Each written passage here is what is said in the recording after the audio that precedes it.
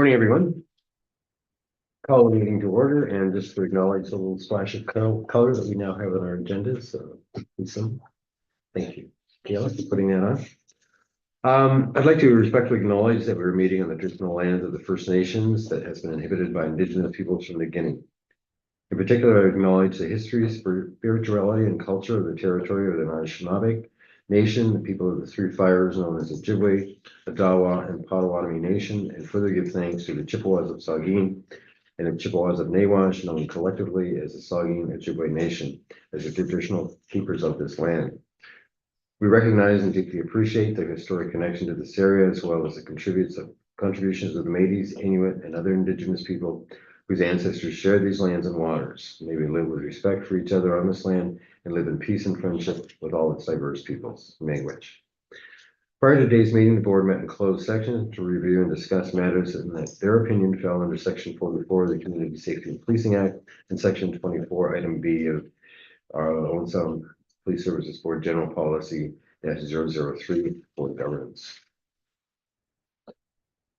Moving on to approval of the agenda. The agenda was posted to the website last Tuesday, and are there any items that need to be added to the agenda since then?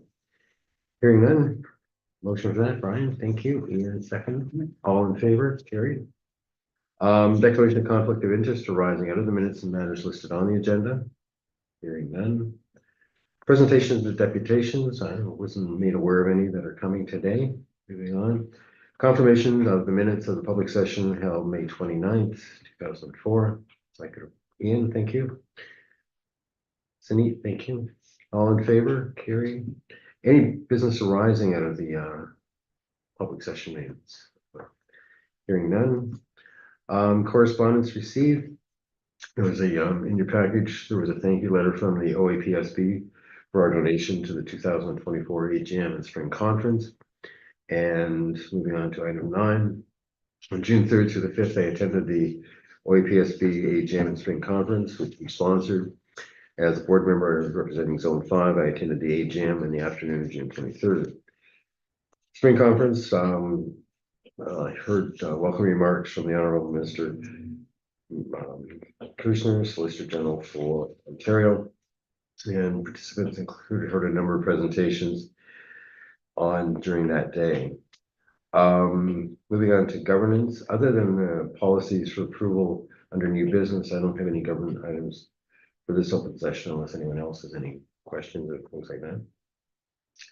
So moving on for reports from Inspector Bishop, and since he's away today, who will be taking? Like that. So starting with the criminal investigations branch and drug enforcement, our 3 homicide investigations from 2023 continue on with the tasks associated with those. On May 23rd, 2024, there was a procuring incident that came to a conclusion in September 2023. Our criminal investigations branch commenced a procuring investigation involving a 14-year-old female. As a result of the investigation, a 32-year-old sound man was arrested and charged with procuring a person under 18. Bank robbery, members of the CIB assisted with our patrol officers with an investigation into a robbery that occurred at a downtown bank. As a result of their quick response, an 18-year-old Meaford man was arrested approximately 15 minutes after the robbery and has been charged with robbery and possession of proceeds of crime. There was assistance provided to Uniform in regards to a sudden death call on the 26th of April. 40-year-old female. Pathology report indicated the cause of death believed to be drug toxicity combined with an existing medical condition. They also assisted in the investigation of a sudden death of a 63-year-old male. It's believed to be of a drug overdose, and that investigation is continuing. And an assault and a robbery on May 29th. a 38-year-old Meaford male by three acquaintances in a vehicle at an east side location. Concerned citizen contacted police. The victim was located a short distance away, transported to hospital with minor injuries, and that investigation is continuing.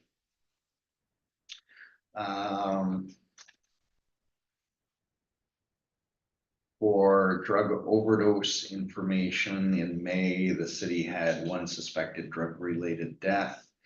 To date, there has been 7 deaths from suspected drug overdoses. The year 2023 ended with a total of 11 deaths from suspected drug overdoses. 2022 was 6, and there was a total of 14 in 2021 and 8 in 2020. And there are no outstanding missing persons investigations. There's no questions. I'll continue.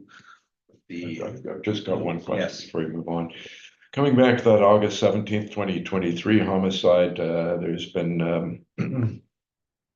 no public statements for just about that long. Is there anything to update on that the public could or should hear?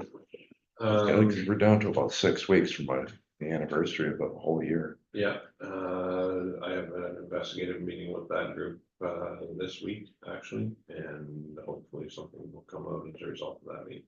Thank you. There's no other questions. The auxiliary board report. In May, the unit was busy with several community events and assisting the uniform branch with ride-along hours. Volunteer hours accumulated by the auxiliary unit was 236. On May 4th, they participated in the 3rd annual Race for Reach, a 5-kilometer walk run to support youth and adults with intellectual or developmental disabilities. Reach is a self-funded charity relying on the community to deliver exceptional programming to the participants. On May 13th, the members of the unit participated in Shop with a Cop, where students from Eastridge and Alexander School go shopping for healthy, non-perishable food at Zehrs while sticking to a set budget. Team closest to the budget without going over wins the competition for a good cause. And there was a generous donation with the support of the local grocers to the Meaford Optimist Club. And all the food collected in that day was donated to the local Salvation Army Food Bank. On May 25th, they participated in the Wheel and Ride Safety Festival in the River District. They provided bicycle safety tips, assisted with a bicycle obstacle course, and finished off the event with a barbecue. And on May 28th, they received some training from the Sergeant Josh Gurney in the safe handling of firearms. That concludes the auxiliary report.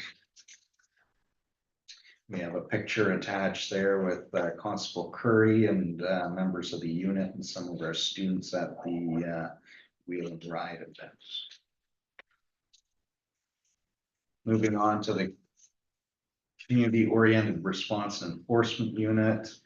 During the month, they had 30 hours of foot patrol, 6 hours of bicycle patrol, 53 criminal charges, 19 warrant arrests, 3 provincial offenses, 4 collisions, and 24 compliance checks. They completed more than 43 criminal investigations, which led to 53 criminal charges, such as impaired driving, sexual assault, failed to comply with release orders, thefts, assaults, failed to attend court, and fingerprints. There was 19 arrest warrants on known offenders.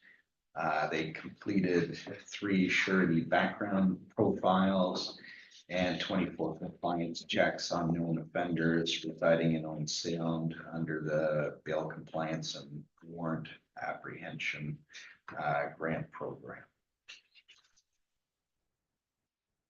That's the highlights for core. I can move on to my reports.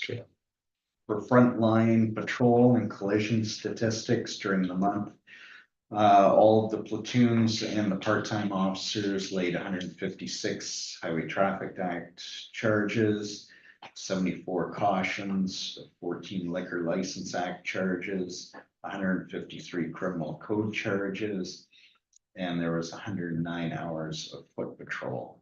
There was 13 on-duty ride checks with 294 drivers checked, and there was 4 impaired driving charges laid during the month.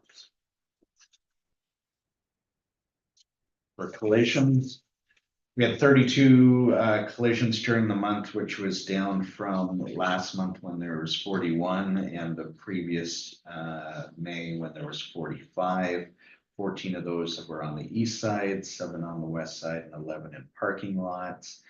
25 of the collisions were referred to the Collision Reporting Center, and 8 were investigated by our officers. Moving on to community services.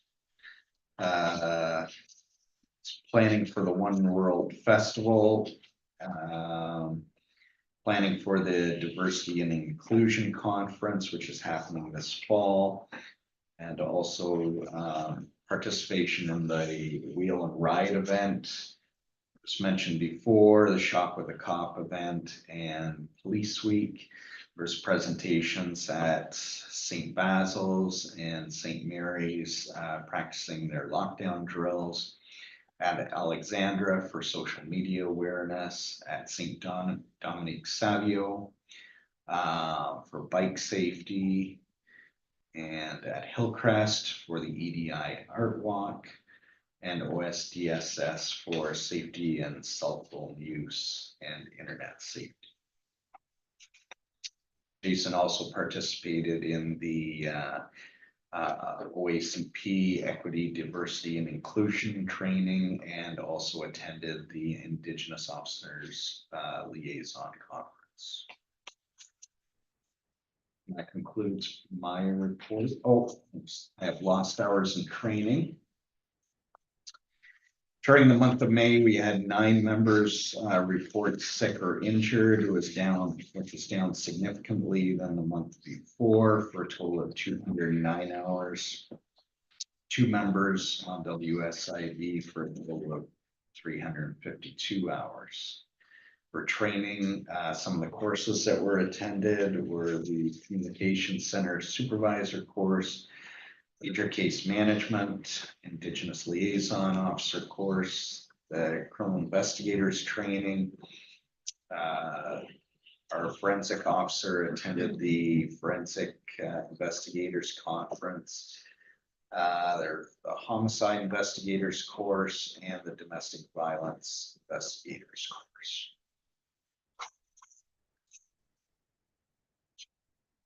That concludes all of my reports. Moving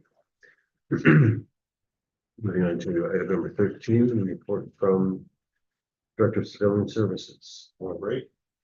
It doesn't like I'll go through that. So this month there are bulk record checks and executed warrants are up significantly, and our person's charge are up significantly, and some of that has to do with the amount of resources that we've got back coming for and our apprehension group. In courts, you'll see the number of custodies increasing, and that's going to continue to increase as we bring more people into person court appearances, as opposed to the virtual bail hearings and virtual appearances that have been taking place here at the station. We've also moved our staffing up to the courts for the daytime coverage in order to meet that need. So that you'll see the person's transport to courts significantly start increasing. Special constable hours are roughly the same, increased slightly because of some increased demand. There was a homicide that was going on in May. The courts remain hybrid, but the majority of the custody appearances are virtual, but they're coming back, as I mentioned before, other than the standard from correctional facilities. for just a standard appearance. There's no changes. There was a significant demand on our service in May as a result of a homicide trial going on at the courts. It was a self-represented accused with an amicus lawyer to the courts, and that resolved fortunately a couple weeks into the investigation, into the trial. And but it was a significant demand on both the director Clooney and myself, and inspectors trying to work through that process.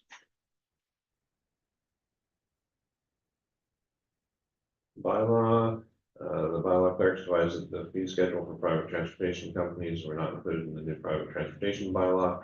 I don't know when it was last updated, so we'll leave that one, we'll discuss that later on in the meeting. And one taxi driver is also coming up later in the meeting. And that is it for Director Clooney's report. And moving on to item number 14, report from Director of Corporate Services. Okay, thank you. So for the communications center, as far as human resources, during May, we hired an experienced dispatcher. They were hired part-time, and they received refresher training that offset the departure of a part-time dispatcher from a recent class that we had that had left. Part-time vacancies in the center remain at 5, with a new class expected to be onboarded and beginning their training in June. May was the first month in over 2 years without any mandatory overtime, and time off outside of annual leave requests was available for the full-time members. So that was great for them, to give them a break. 911 calls. 5,893 emergency calls came in to the 911 line, representing an average of 190 calls per day. This is up 14% from the average rate of 168 calls per day in April, but down 16% in total 911 call volume year to date compared to 2023. Most other 911 metrics show a similar pattern, with significant increases in May compared to April, but year-to-date volumes down from 2023.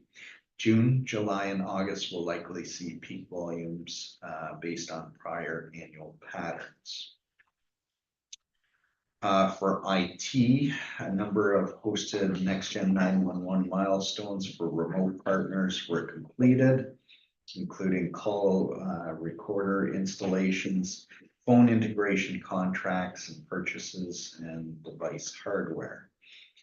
Invoicing and receipts were finalized for the services year 2 NextGen 911 grant reporting, as well for other agencies and hosted parties.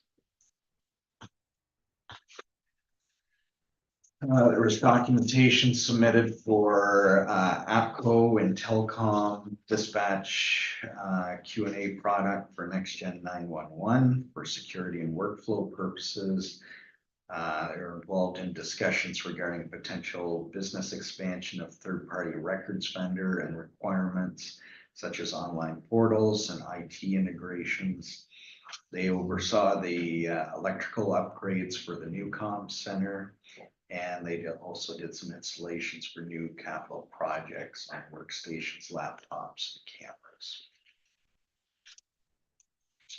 And attached to that report, you'll see the various graphs defining the number of calls into the communications center. For Owen Sound Police Service, they had 1,627 calls, which is up from April. That was a over 17% increase. However, year to date, we are down by 10%. That concludes the communication center report.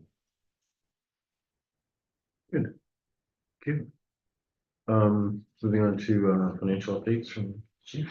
I don't have a financial update from Jeff for this month. He's finalized last year's and he's still working on this year's, so I will bring a fulsome report to the next meeting, but there's nothing right now. So, moving on, chief's activity reports. There was a lot of work involved in the last May involving grant applications, completions, applications, and summaries from the end of the years. As well as significant HR process as we move to hire and fill for vacancies and dispatch business. Participated in the Reach Center 5-kilometer walk run and Community Advisory Committee for Urgent and Emergent Public Health Issues. Spent a couple of days on virtual meetings for the CACP Information Communication and Technology meetings. And also had an interesting bylaw meeting with the city of Longtown and discussing what that looks like going forward and what the coverage and how it can better serve the community and expand bylaw coverage. That was it. Highlighted there. And in June, I just did that one because we're moving into July. So again, between the grant applications, I attended one day of the OSPSB conference with the chair in Collingwood. And so by OACP annual conference and AGM in London, I was there as well. Bright Shores Addiction Treatment Center, the opening there was hopefully it's going to assist us moving forward. Spent some time dealing with some Superior Court trial issues and standing by waiting to testify, but was canceled. So that was a good thing. Attended the Friends of Simon Wiesenthal Center presentation on hate. That was a one-day event that we hosted here in town. Jason Cranier and Emma organized that, and it was a very interesting presentation based on, and had a Holocaust survivor present as well on hate and the role that police played in the introduction and in the role in World War II and creating the state and enforcing the laws that were brought in by the Nazi Party and how the use of the police really changed that. So it was a good day. Everybody enjoyed that presentation, and there was a lot to learn. And the Solicitor General came by last week for a 1-hour visit. It was very brief, but it was good. And then we did a day here cleaning up the station, and then I attended the rural response to the Renfrew inquest recommendations for intimate partner violence, and they're looking at specifically a high-risk table for domestic response to intimate partner violence within Great Bruce, and what that looks like, and how to take a more active role and change our response to domestic violence situations.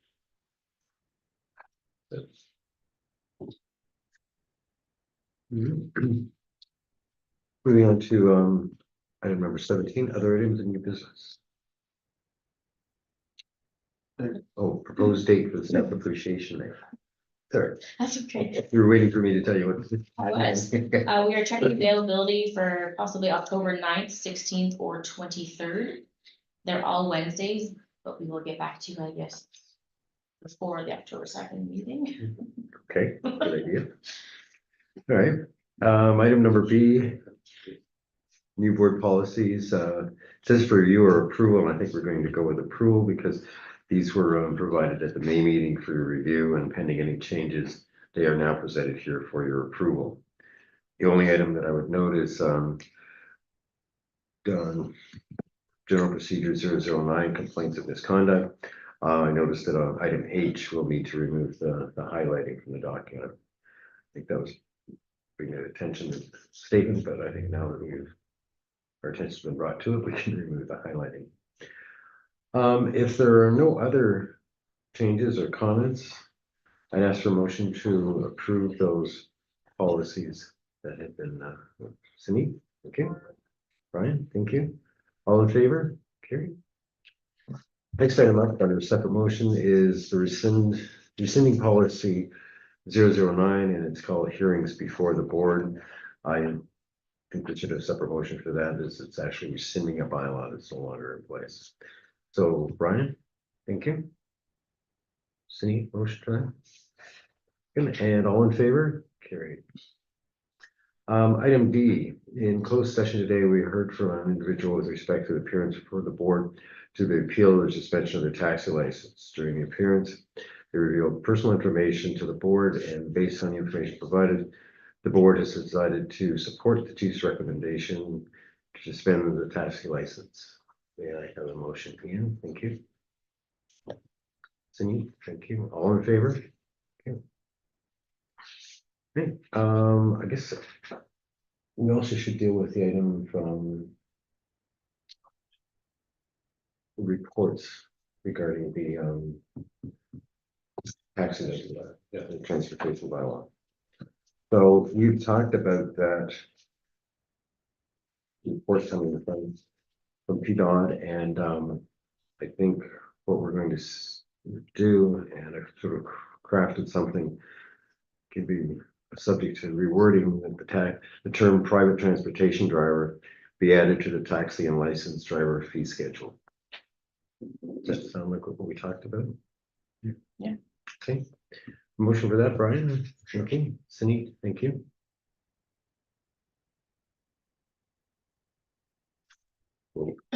All in favor? Gary, thank you. And last item E, CSPA aggregation disciplinary report. Do you want me to do that? Should be pretty quick. Yeah. I can do it. Can't get to it. So under the new Community Safety and Policing Act, came into effect April 1st, there's a new requirement. Under section 215, the chief of police shall report in accordance with the regulations of the police services board or the commissioner to the minister regarding the aggregate disciplinary measures the chief has taken under this part. Regulation 90. CSP then states that the chief of police shall at a minimum provide a report to police services board or the minister under subsection 215 of the act by June 1st and December 1st of every year. It outlines what needs to be included in the act, in the report, pardon me, and goes on basically any disciplinary measures that fall under the act. And this report is to be provided to you, and in order to be in compliance with the new regulation, that there have been no instances of reportable disciplinary measures taken by the chief of police.